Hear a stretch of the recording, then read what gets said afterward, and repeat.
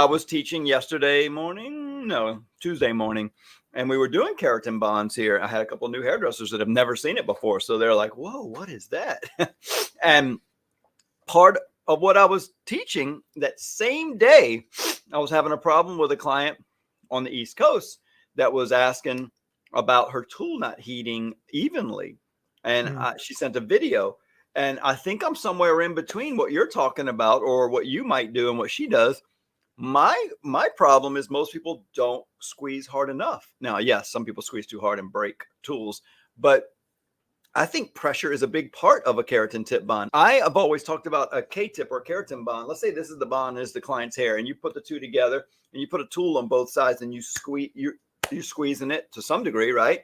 That is an unmeasurable thing. How hard do you squeeze? And that's the creativity of hairdressers, and the part that gets hard to to have robots do, because it's more of a feel thing and it's a little different for everybody. How thick is your keratin? How thin is it? How hot is your tool? And then how hard do you press?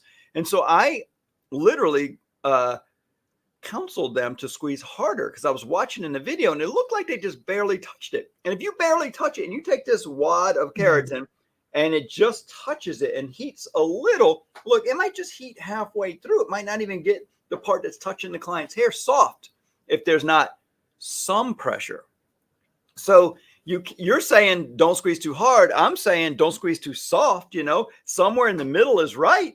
And so I noticed that if you're squeezing this keratin, it should spread, right? It should spread as it gets heated, but it also should spread, but then it also should push through all the fibers of the hair. And so if you don't squeeze enough, you don't get it to intermingle with all the hair fibers before you roll it or fold it.